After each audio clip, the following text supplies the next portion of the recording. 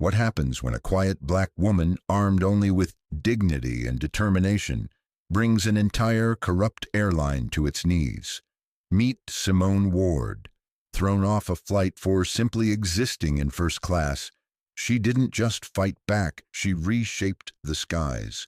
From viral outrage to a billion-dollar reckoning, Simone's story exposes the hidden biases we still face today and the unstoppable power of silent strength. Stay tuned, because this isn't just justice, it's a revolution at 35,000 feet. The moment security escorted Dr. Simone Ward off Horizon Air Flight 927, the airline thought they had quelled another difficult passenger. They did not realize they had just removed the black woman, quietly funding over half their technology backbone. Nor could they foresee the cascading collapse her silent retaliation would unleash. Simone Ward, dressed in dark jeans, a navy blazer, and simple flats, carried herself with the quiet assurance of someone who had weathered storms far worse than the glares and whispered doubts trailing her steps. At the heart of the confrontation was more than prejudice. The casual discomfort of the cabin crew, the quick judgment of affluent passengers, and the complicit silence of bystanders reflected psychological biases ingrained deep beneath conscious thought. Microaggressions like the flight attendant's second boarding pass check or the passenger's subtle purse clutching fed into a narrative that Simone Ward, despite her reserved demeanor and first-class seat, did not belong. In a society where corporate policies still lack teeth against discrimination, and where implicit bias training is often reduced to checkbox exercises, the stage was set long before Simone ever approached the gate.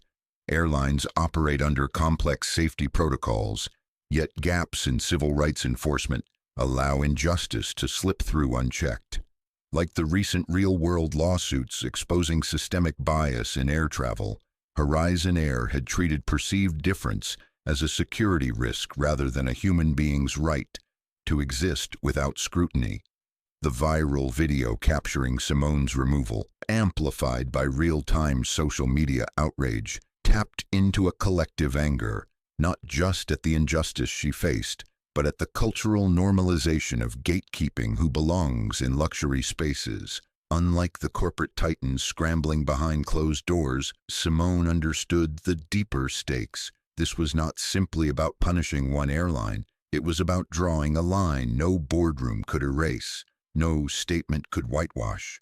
With a phone call, she triggered the quiet severing of contracts, the withdrawal of billions in investment, and the beginning of a reckoning far bigger than one seat on one plane. A reckoning that would redefine an entire industry and expose the true cost of underestimating the power of dignity. By the time Dr. Simone Ward's shoes touched the polished tiles of the terminal, her quiet ejection had already ignited a storm. A video, shaky but clear, captured the moment security guards flanked her, their hands too firm, their expressions too practiced. The footage traveled faster than any flight, gathering millions of views within hours. The caption read simply, "Flying While Black, 2025. Outrage poured in from every corner of the internet. Civil rights groups, aviation analysts, and everyday travelers flooded social platforms with calls for accountability. Hashtags like #Justice for Simone and #Equity in the air began trending, fueled by a societal exhaustion with performative diversity statements and unchecked corporate behavior. Yet behind the virality were deeper currents. Psychological biases, too long accepted, erupted into full view. Viewers recognized the familiar patterns, the subtle distrust, the automatic assumption of threat, the bystander paralysis. Comment sections filled with confessions. White-collar professionals admitted their own moments of silence when they should have spoken up. Flight attendants shared anonymous posts about the unwritten rules that quietly coded bias into passenger treatment. For Horizon Air executives, the first sign of real trouble was not the angry tweets, It was the investors' phones ringing with questions they couldn't answer. At 9 a.m. sharp, Horizon's chief financial officer noticed unusual sell-offs in the stock, small at first, then cascading into blocks worth millions.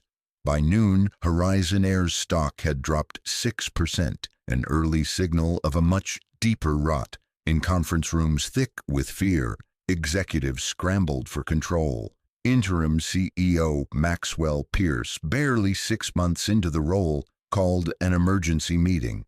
Public Relations Director Heather Langford proposed the usual playbook, a vague apology about passenger comfort and operational protocols. But leaks had already begun. An internal memo, never meant for public eyes, surfaced online. It outlined Horizon Air's internal profiling guidelines, flagging passengers based on urban speech patterns and non-traditional first-class attire. The wording, supposedly scrubbed of overt bias, laid bare the systemic discrimination baked into the airline's daily operations. Adding fuel to the fire, investigative journalists quickly connected the dots between Simone's experience and a wider pattern. Reports surfaced showing that, over the past decade, Horizon Air had quietly settled no fewer than 11 discrimination complaints, all sealed behind strict non-disclosure agreements. Whistleblowers came forward, emboldened by the wave of public anger. They described management turning a blind eye to biased removals and discouraging the reporting of racially charged incidents. One former employee revealed in a televised interview how flight crews were unofficially coached to use safety concerns as a shield against accusations of racial profiling.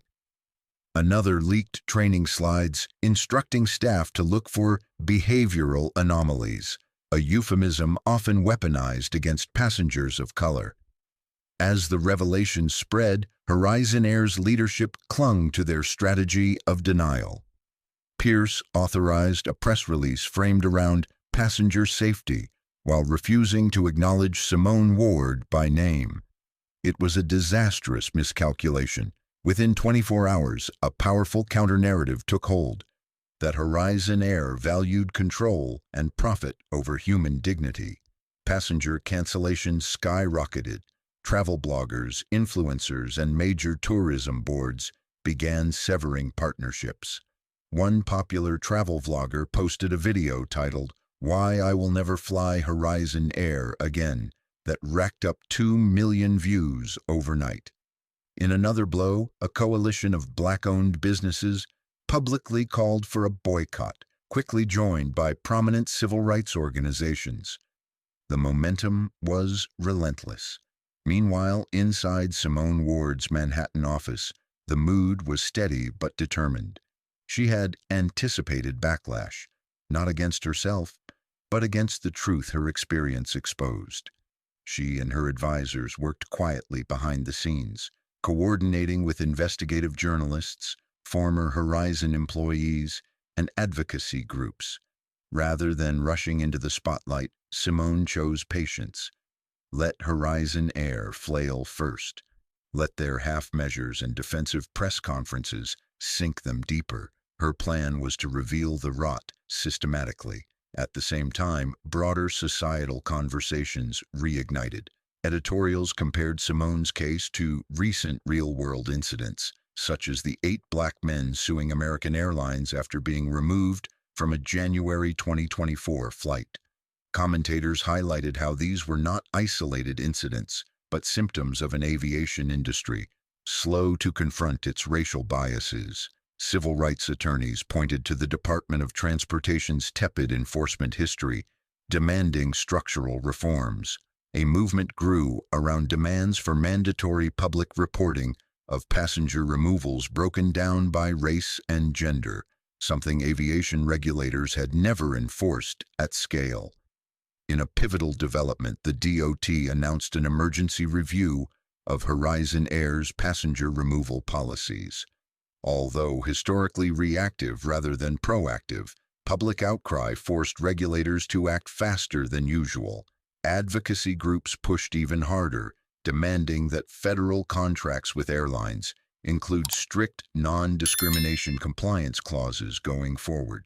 As Horizon Air's stock continued to bleed value, corporate boardrooms nationwide took notice. CEOs from rival airlines called emergency meetings of their own, reviewing their own diversity programs and crisis response plans. Nobody wanted to be the next headline. Still, the backlash against reform simmered beneath the surface. On fringe forums and partisan media outlets, a different narrative gained traction, portraying Simone Ward as a wealthy elite, weaponizing outrage for personal gain. Hashtags like "Our Corporate Vendetta" and "Airline Lives Matter" appeared, attempting to paint the fallout as a witch hunt against honest businesses. Yet, the public, by and large, remained firmly on Simone's side. Her silence, refusing interviews, declining to comment, became a powerful statement itself. In a world saturated with outrage cycles and performative apologies, her restraint suggested both dignity and quiet strength. The conflict was no longer just about one flight or one airline. It was a referendum on who had the right to occupy spaces of privilege without suspicion, on whether corporations could continue masking systemic injustice with carefully worded PR. Simone Ward understood the stakes. She had endured the humiliation quietly so that the world could no longer do the same. As Horizon Air struggled to contain a crisis of their own making, Simone prepared the next move, one that would shift the entire landscape of air travel itself. And it would begin, as so many revolutions do, with a single, quiet word: enough. While Horizon Air's leadership scrambled to plug leaks and craft hollow apologies, Dr. Simone Ward moved with deliberate, silent precision. She understood something they never had. Lasting change is not born from noise. It is built in quiet, relentless steps. From her downtown Manhattan office, Simone's team coordinated a multifaceted operation. Former Horizon Air employees came forward steadily, their accounts verified and compiled into a comprehensive dossier. Testimonies detailed patterns of racial profiling, internal memos outlined bias-coded training, and settlement documents revealed a hidden history of silenced discrimination claims. The evidence painted a devastating portrait. Horizon Air's public image of inclusion was a facade. Behind the glossy brochures and polished commercials lurked a culture where suspicion was standard for certain passengers, and accountability was a myth. At Simone's direction, the dossier was leaked to independent journalists specializing in corporate investigations. Within 48 hours, major outlets ran scathing exposés featuring whistleblower interviews and internal documents. The headlines hit like shockwaves: Horizon Air's secret profiling playbook and Behind Closed Doors, how airlines police first-class passengers of color. Stock prices plummeted another 15% in a single day.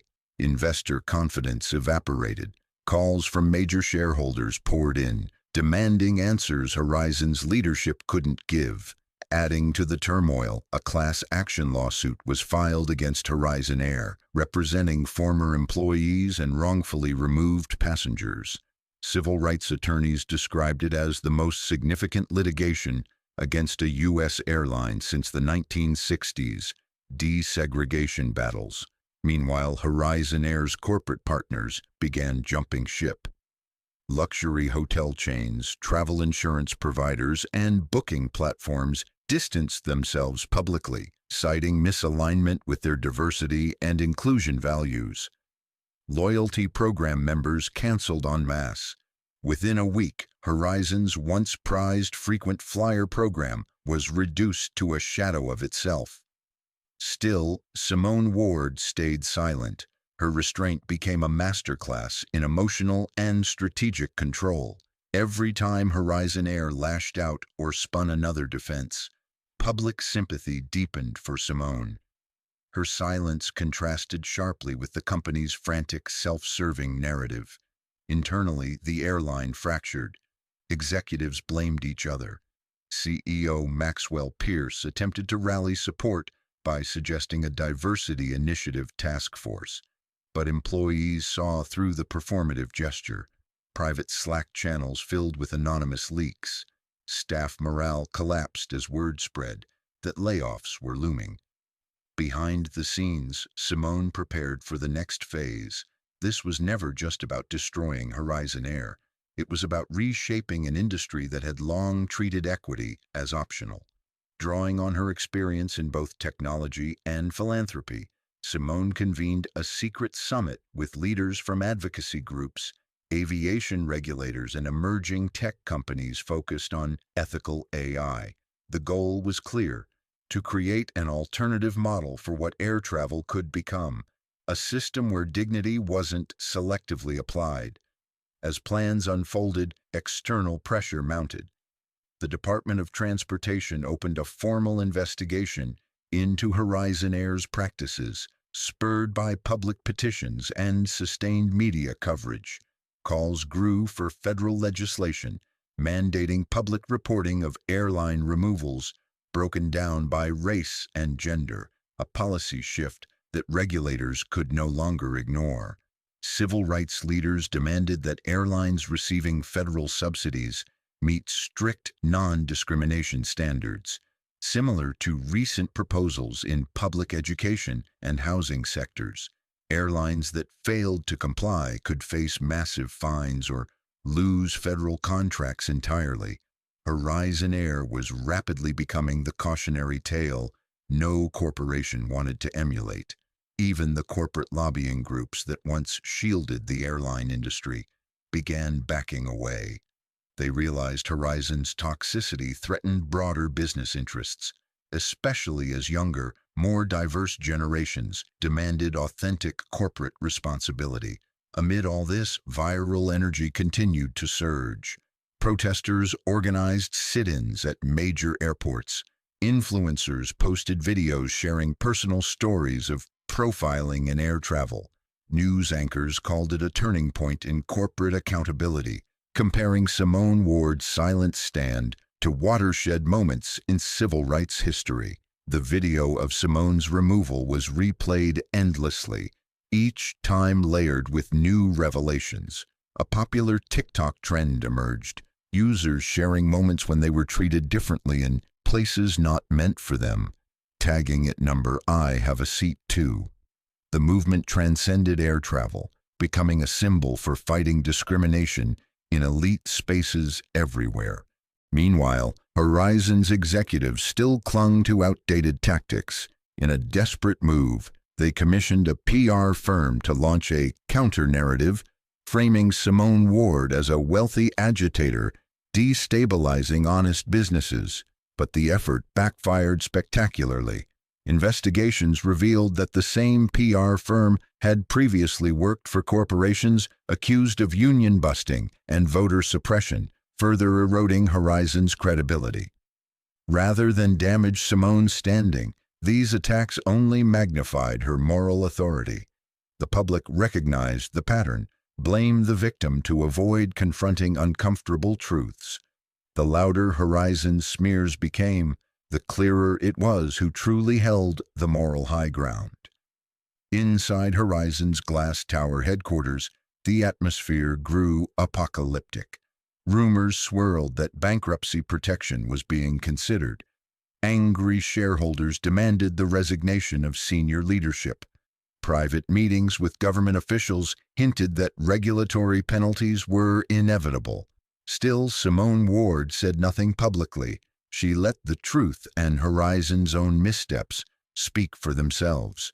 Her focus had already shifted beyond Horizon Air. Plans for her new venture were underway, a next-generation airline founded on principles of equity, innovation, and transparency, technology that minimized human bias at every touchpoint, hiring practices designed to truly reflect the diversity of modern travelers. While Horizon's executives scrambled to salvage what little remained, Simone laid the foundation for something far more powerful than revenge: a revolution. one that would not only expose the cracks in the system, but rebuild it stronger, fairer, and impossible to ignore. As public trust in Horizon collapsed, a new question emerged across the airwaves, online forums, and boardroom discussions. If the old guard is crumbling, who will take their place? The answer was already in motion, and soon the world would witness what happens when silence gives way not to rage, but to transformation. 3 months after Horizon Air's public collapse, a new chapter was ready to be written, not from the ashes of failure, but from the firm belief that dignity and innovation could fly higher together. On a crisp October morning, journalists, industry analysts, and civil rights leaders gathered at a sleek hangar on the outskirts of Atlanta, Georgia. Before them stood the first fleet of new Sky Airways, the airline Simone Ward had spent years quietly envisioning, and the past few months fiercely bringing to life. The unveiling was not just about new planes. It was about a new philosophy born from understanding that systemic change demands more than apologies. It demands action at every level. As the crowd settled, Simone stepped onto the stage. She wore a tailored navy suit, a simple gold necklace, and an expression of steady resolve. Behind her, the new Sky logo, a stylized pair of wings shaped like open hands, glowed against the pale morning sky. She did not waste time on pleasantries. "We were told that fairness could only go so far," Simone began, her voice carrying across the tarmac. "We were told that safety and equity were somehow at odds. Today we say otherwise." The audience leaned in as she outlined New Sky's principles. From hiring practices to passenger experience, every aspect of the airline was designed to dismantle the unconscious biases that traditional aviation had baked into its systems. Every employee, from gate agents to pilots, would undergo evidence-based implicit bias training developed in partnership with leading psychological institutes. Customer interactions would be evaluated not only on efficiency, but also on demonstrated fairness and respect. Flight security protocols had been redesigned to eliminate subjective profiling. Advanced AI systems, built with strict ethical oversight, monitored behavioral patterns for actual risks, not appearances. More than hardware upgrades, New Sky invested in culture change. Half of its executive leadership came from historically marginalized communities. Flight crews reflected the diversity of the global traveler. Even the marketing rejected old stereotypes. Ads depicted business travelers of every shade. Families wearing hijabs, laughing at check-in counters. LGBTQ couples boarding hand in hand. New Sky's message was clear. This airline saw you, welcomed you, and valued you. The press conference pulsed across social media in real time. Live reactions flooded in. Tears, celebration, skeptical questions, and overwhelming support. Within hours, hashtags like #FlyNewSky and #Everyone Deserves a Seat trended worldwide. Meanwhile, competitors scrambled to catch up. Several airlines hastily announced reviews of their own policies, hoping to avoid the firestorm Horizon Air had endured. But passengers were watching closely now. Performative change would no longer suffice. New Sky's first ticket sale crashed the company's website within minutes. The initial routes, primarily domestic but with a few international hubs, sold out within 2 days. Demand was strongest in demographics, long marginalized by air travel. Black and brown families, single parents, disabled travelers, LGBTQ communities. They were not just buying tickets, they were buying into a new future. But Simone understood that symbolism alone would not be enough to sustain New Sky. Operational excellence mattered too. Planes needed to be safe, crews needed to be sharp, and delays had to be minimal. To that end, she had quietly recruited some of the industry's top talent, engineers, pilots, logistics experts, many of whom had been pushed aside at legacy carriers for failing to fit the culture. Now they were given the mandate to lead. One of New Sky's first hires was Captain Marcus Ellison, a former Navy pilot and aviation safety expert who had been passed over for promotion 3 times at another airline. Now he stood proudly as New Sky's Director of Flight Operations, determined to prove that inclusivity and excellence were not mutually exclusive. In partnership with universities and technical colleges, New Sky launched scholarship programs aimed at training the next generation of diverse aviation professionals. The program's first cohort included 200 students, many of them from historically underrepresented backgrounds. Meanwhile, New Sky's commitment to transparency became a signature feature. Every quarter, the airline published a public equity report detailing demographics in hiring, promotions, and customer feedback related to dignity and fairness. This was not marketing spin. It was measurable, verifiable accountability. The positive response was overwhelming but not universal. Detractors grumbled about identity politics in the skies, warning that prioritizing diversity would somehow compromise safety. Yet, New Sky's meticulous preparation and flawless early performance quickly silenced those claims.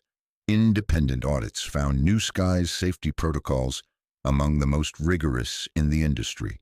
Passenger satisfaction surveys recorded record highs.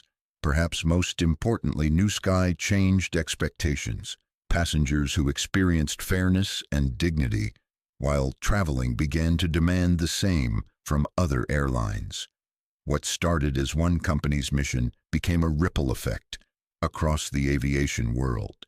Airports adapted, introducing more inclusive signage, better accessibility, and proactive anti-bias training for staff.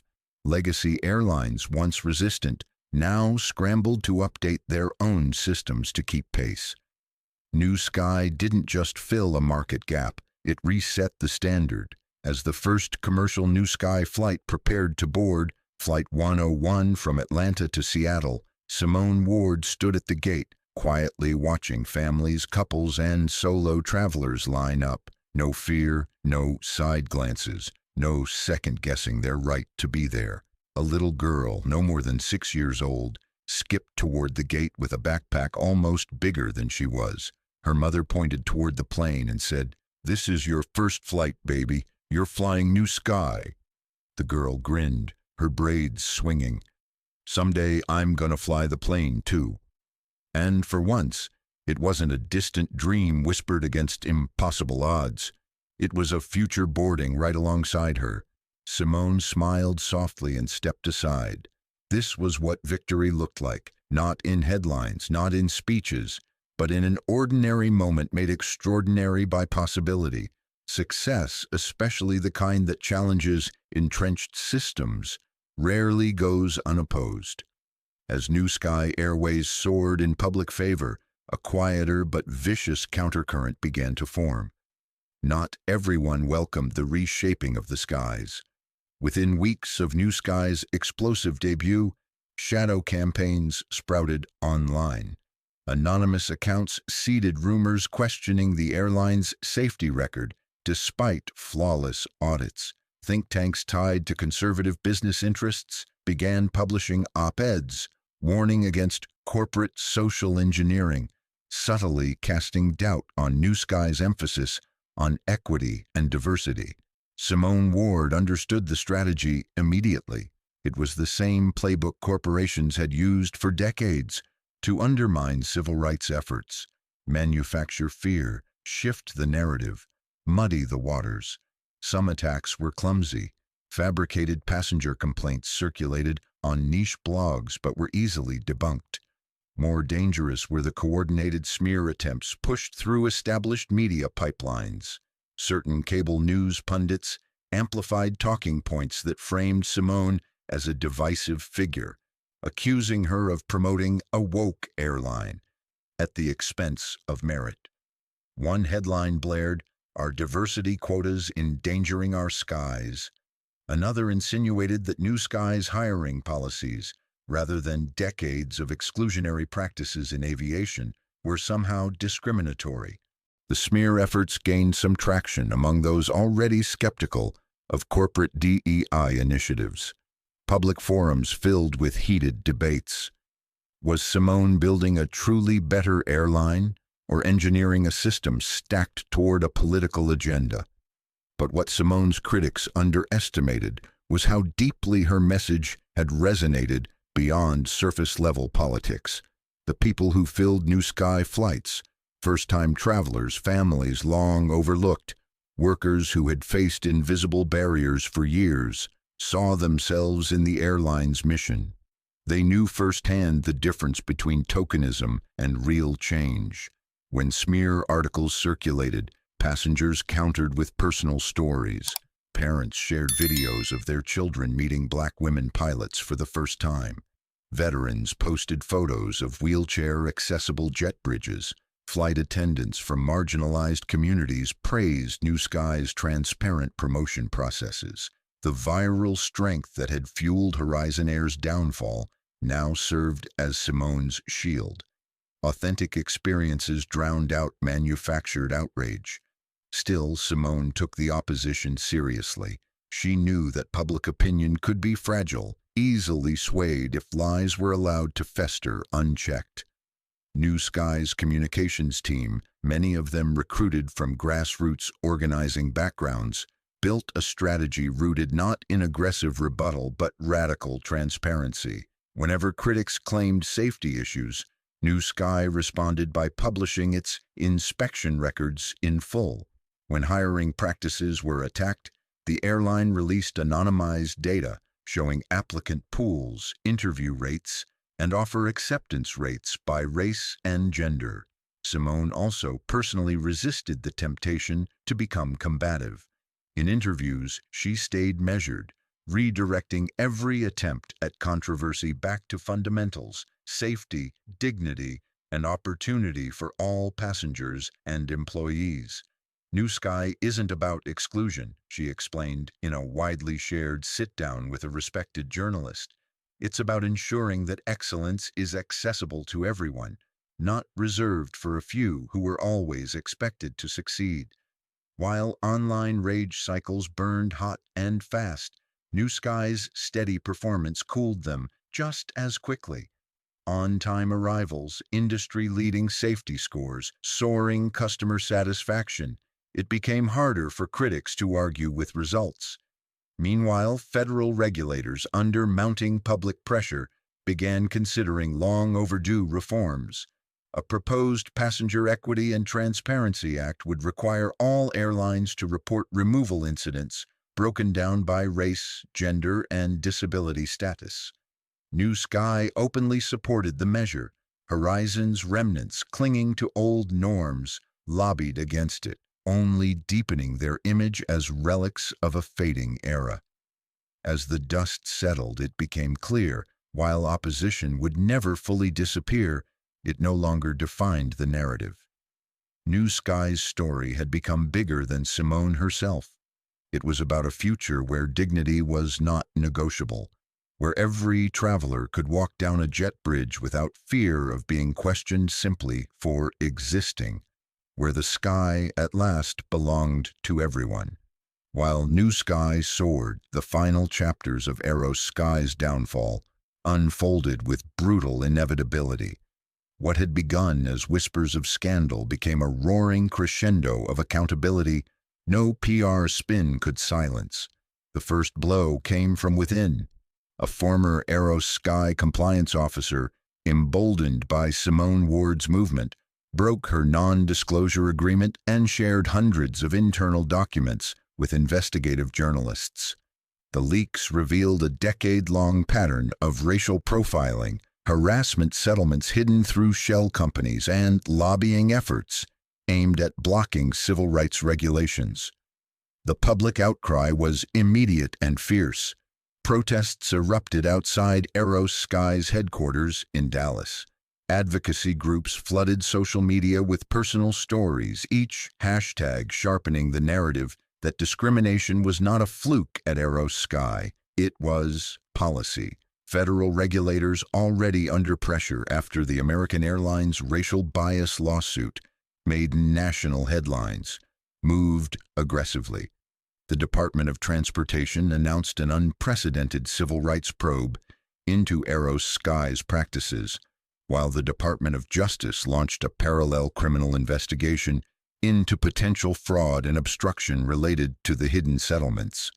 Financially, Sky buckled. Stock prices free fell another 30% in a matter of days. Partners severed ties. Banks called in loans. Even their core technology systems began to fail as vendors, unwilling to be associated with scandal, withdrew support. Inside the company, panic metastasized into paralysis. Interim CEO Wesley Thorne, who had been promoted after the previous leadership scandal, issued frantic memos promising reform, but it was too late. The damage was systemic, and public trust had eroded past repair. Meanwhile, whistleblowers came forward daily. Pilots, flight attendants, gate agents, they all told variations of the same story. An airline that valued appearances over ethics, revenue over dignity. The most devastating moment came when a class action lawsuit representing nearly 300 former employees and passengers was certified by a federal judge. The suit accused Sky of systemic racial discrimination, wrongful termination, and retaliation. The legal discovery phase uncovered damning communications. Internal emails casually discussed urban profiling indicators and categorized customers using racially coded language. In one particularly chilling exchange, a senior executive joked about needing whiter optics in first-class cabins to attract premium sponsors. These revelations hit harder because of the climate. Public tolerance for discrimination scandals had diminished drastically. The American Airlines case had reignited national conversations around flying while black, and consumers, armed with social media and an appetite for justice, moved faster than institutions.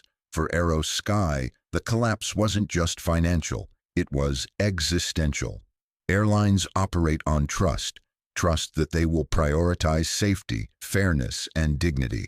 Once broken, that trust was almost impossible to regain. Facing imminent bankruptcy, Sky's board made a last-ditch effort to salvage the company. They issued a sweeping public apology, pledging millions to diversity training, restructuring leadership, and creating a passenger equity council. But no one believed them. Their moves were too reactive, too performative. In contrast, Simone's new Sky Airways had already demonstrated what authentic, preemptive change looked like. The day Sky filed for Chapter 11 bankruptcy protection, the news was met not with sadness, but with a bittersweet sense of closure. It wasn't about revenge. It was about accountability. Simone watched the news coverage from her modest New York apartment, not her corner office. She didn't celebrate. She didn't gloat. She simply acknowledged the gravity of what had transpired. She understood that systemic change wasn't achieved by the fall of one company alone. It was a seed planted in the minds of executives, travelers, regulators, and everyday citizens, a signal that discrimination, however subtle or institutionalized, was no longer an acceptable cost of doing business. In the weeks that followed, other airlines scrambled to avoid Sky's fate. Delta, United, and even foreign carriers announced sweeping audits of their own practices. The Department of Transportation unveiled a new passenger rights division, specifically focused on discrimination cases, signaling a long overdue shift in aviation oversight. Meanwhile, Wall Street analysts wrote postmortems on Sky's fall, warning other corporations that social equity was no longer just a branding exercise. It was a material business risk.